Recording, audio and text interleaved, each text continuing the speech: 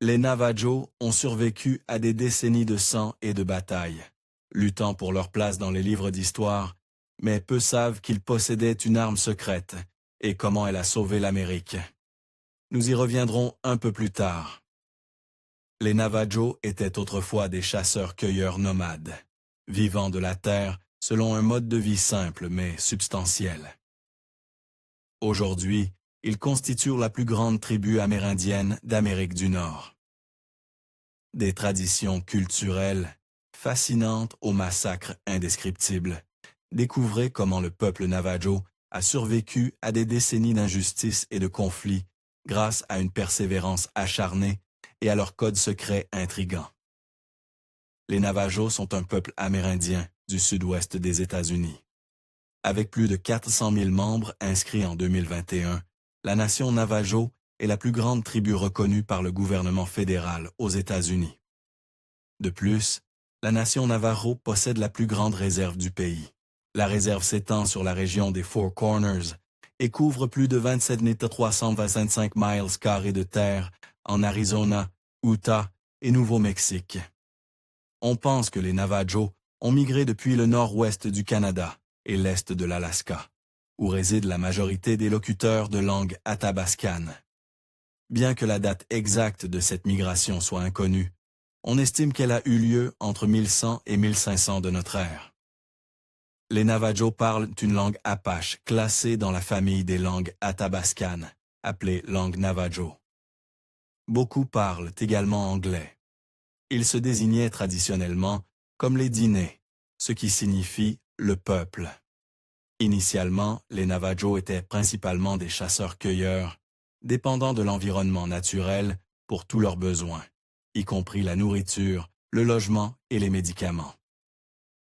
Traditionnellement, les Navajos vivaient dans des hogans, une maison en forme de dôme avec une ossature en bois et des murs en argile.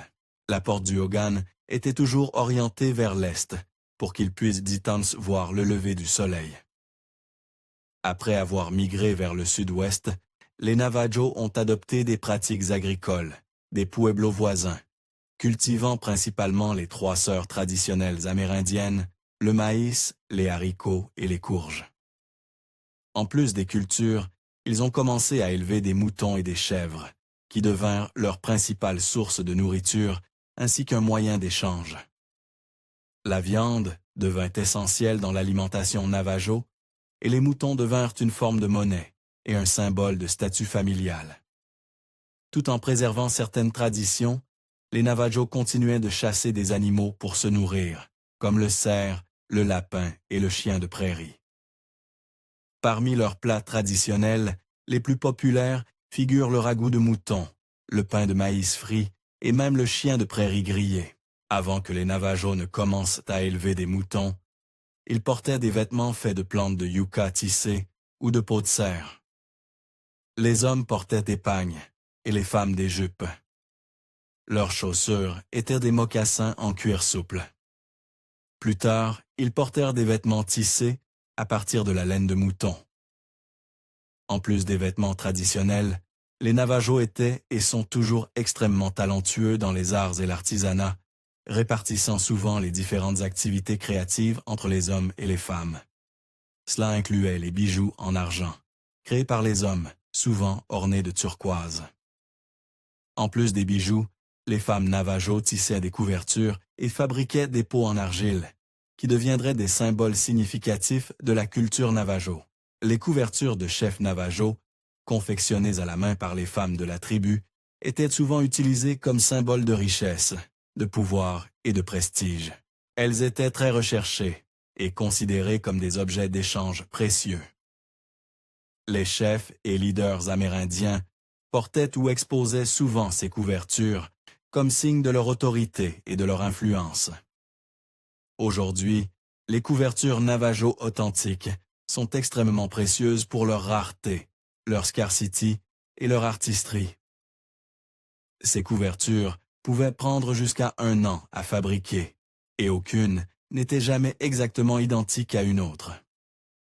La valeur des couvertures tissées était tout aussi importante à l'époque, surtout en termes d'échange. Elles étaient utilisées comme vêtements, couvertures, rideaux pour fenêtres et portes, et tapis d'entrée. Au fil du temps, des couleurs et des tissus furent acquis et ajoutés, augmentant leur unicité et leur valeur. Historiquement, la structure de la société Navajo est largement matrilinéaire, où la famille des femmes possédait le bétail, les habitations, les zones de plantation et les zones de pâturage.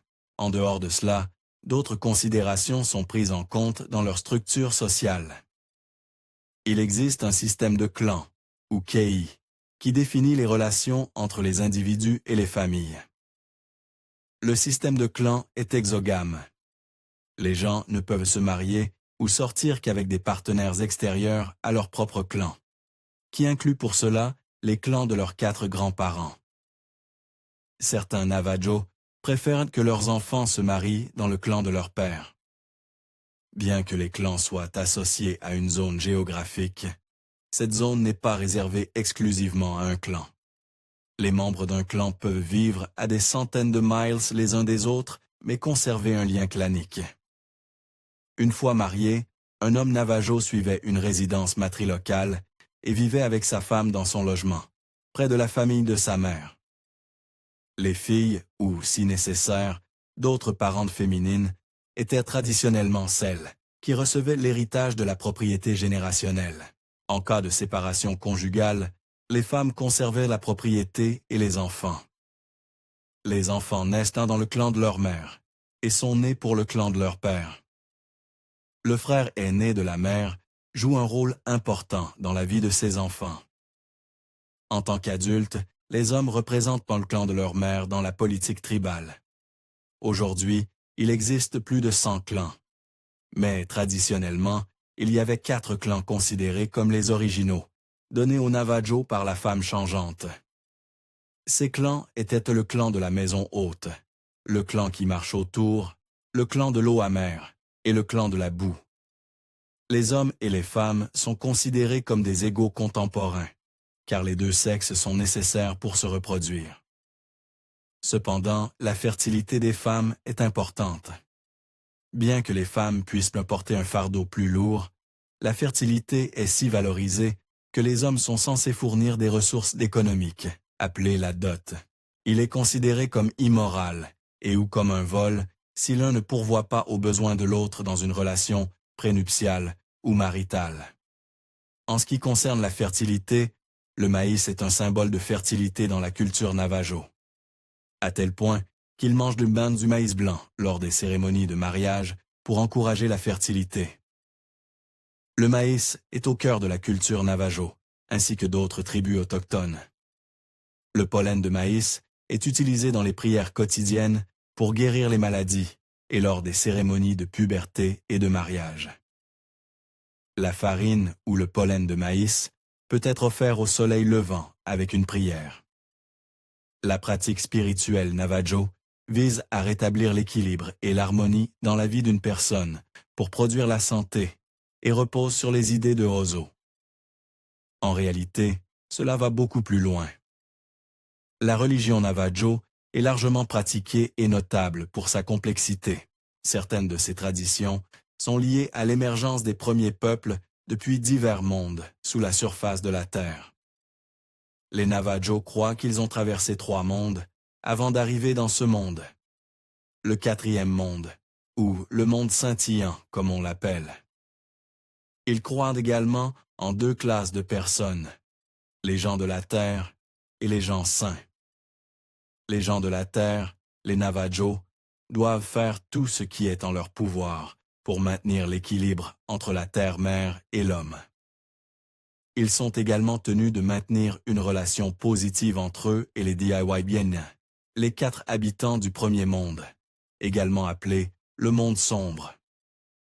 Le premier monde est également là où la première femme et le premier homme sont nés. Parce que le monde était si sombre, la vie ne pouvait y prospérer, et il dut passer à autre chose.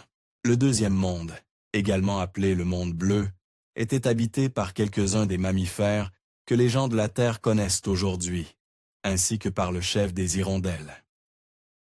Les êtres du premier monde l'ont offensé, et durent de passer au troisième monde. Le troisième monde, également appelé le monde jaune, est celui où ils trouvèrent les 4 montagnes sacrées. Mais en raison d'une grande inondation, la première femme, le premier homme et les gens saints furent forcés de trouver un autre monde où vivre. Cette fois, lorsqu'ils arrivèrent, ils restèrent dans le 4e monde. Dans le monde scintillant, la vraie mort entra en existence, ainsi que la création des saisons, de la lune, des étoiles et bien sûr du soleil. Les gens saints, ou Diwin, avaient ordonné aux gens de la terre de considérer les 4 montagnes sacrées comme les limites de leur patrie, qu'ils ne devaient jamais quitter. Cela incluait le pic Blanca au Colorado, le mont Taylor au Nouveau-Mexique, les pics San Francisco en Arizona et les montagnes Esper au Colorado. Les moments de la journée ainsi que les couleurs sont utilisés pour représenter les 4 montagnes sacrées également.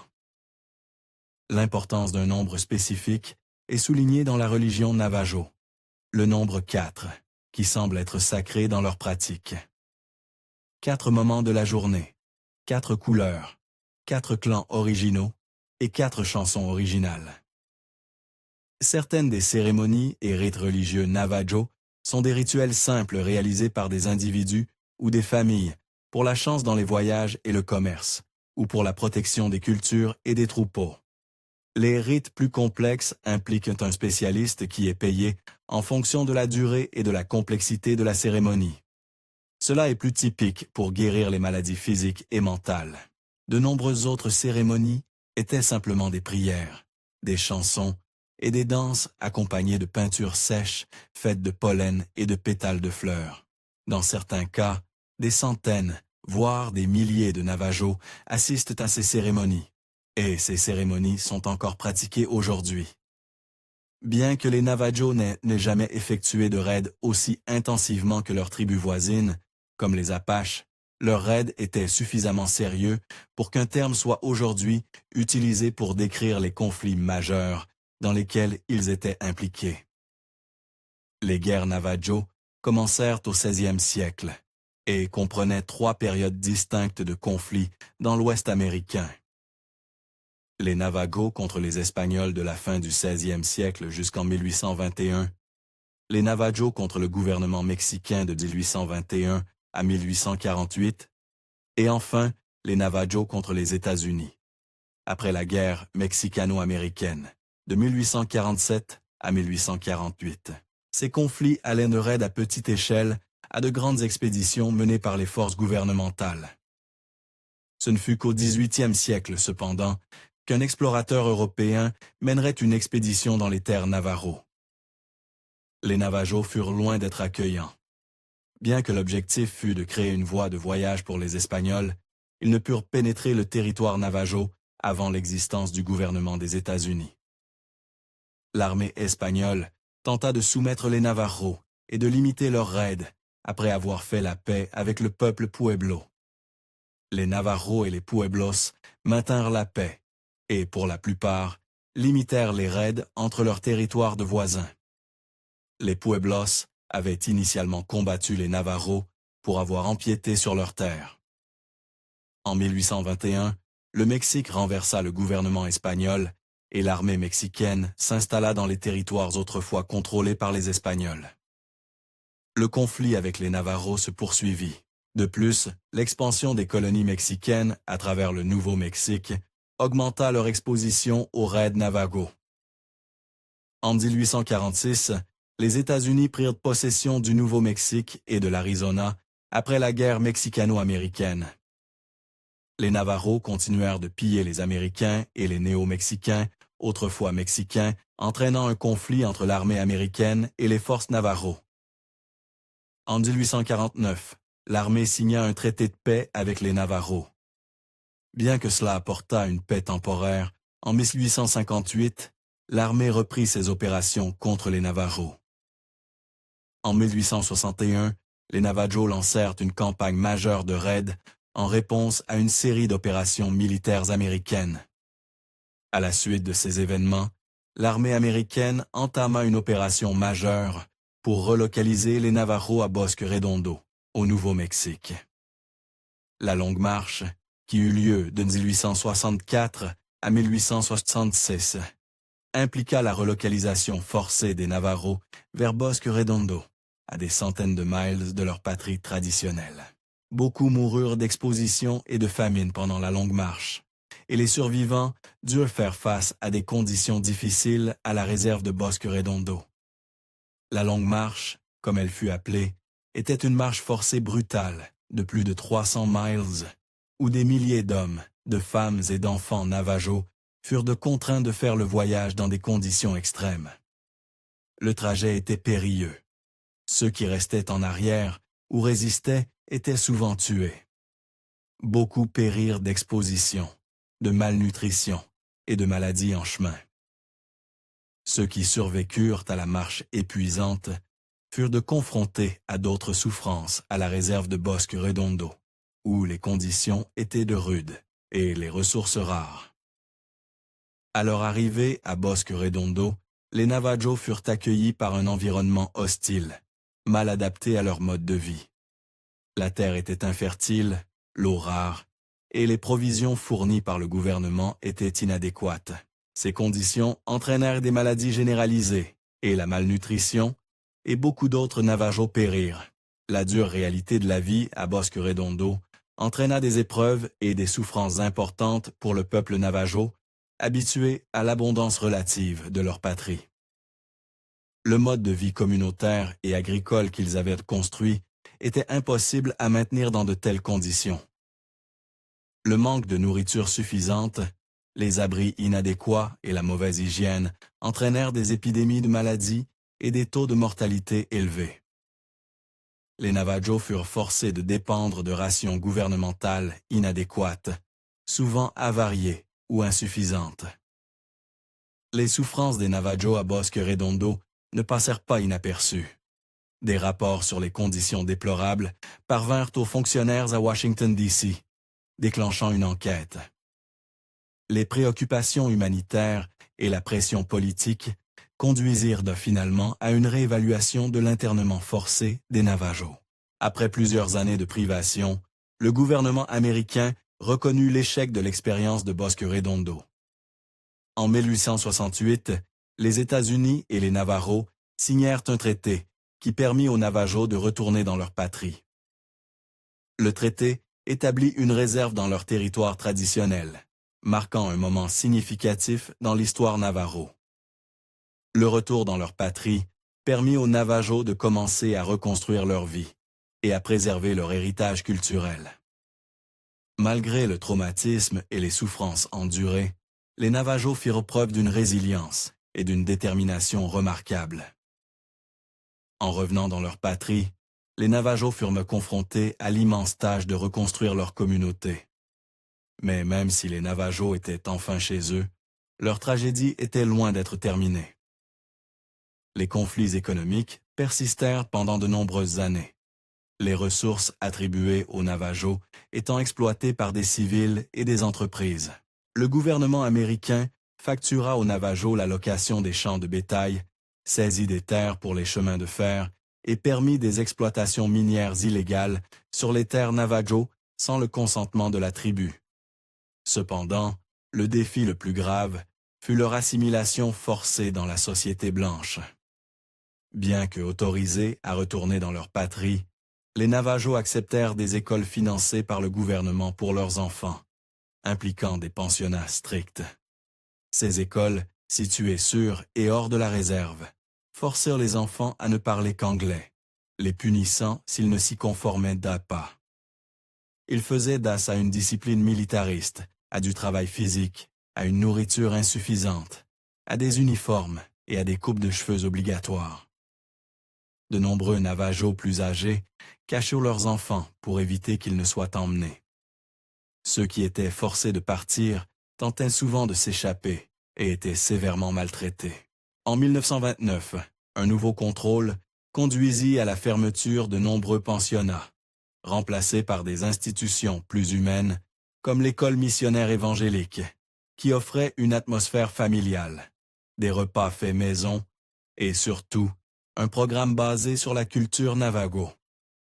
Malgré les améliorations, une perte significative de la langue persista, l'anglais étant la langue principale à l'école, tandis que le Navajo était privilégié à la maison.